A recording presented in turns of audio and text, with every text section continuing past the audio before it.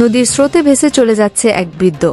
প্রথম দেখতে মনে হবে এটি মৃতদেহ ভেসে চলে যাচ্ছে নদীর পানিতে। ভালো করে লক্ষ্য করলে চোখে পড়বে তার হাত পা, শ্বাস নিচ্ছে। মাঝে মধ্যেই আসল ঘটনা হলো নদীর পানিতে ঘুমাচ্ছেন ৬০ বছরের ভেতর মিয়া। কিশোরগঞ্জের উত্তর সংবাদদাতা শরফুদ্দিন হোসাইন এর তথ্য পেতে রাসুল নামে রিপোর্ট করেন যে এই স্ত্রীর সমাধি পানিতে ভেসে যাচ্ছে মরদেহ। দূর থেকে দেখে যে কারো এমনটি মনে হবে, তবে মানুষটি জীবন্ত এভাবে পানিতে ভেসে থাকতে পারেন বিরল প্রতিভার অধিকারী কিশোরগঞ্জের ইটনা উপজেলার কৃষক মো রতন মিয়া।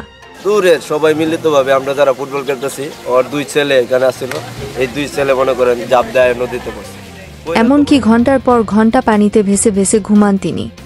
এক গ্রাম থেকে আরেক গ্রামে যেতে পারেন অনায়াসে। প্রথমবার দেখে মানুষ মনে করতেন মরে গিয়ে ভেসে উঠেছে। আস্তে আস্তে তার প্রতিভার কথা জানতে পারেন কিশোরগঞ্জ সহ আশপাশের এলাকার মানুষদের। ইচ্ছা করে পানিতে প্রতিভার অধিকারী একজন কৃষকের কাছ থেকে শেখা রপ্ত করেন পানিতে ভেসে থাকার কৌশল। পানির সঙ্গে তার ভালোবাসা দীর্ঘ সময়।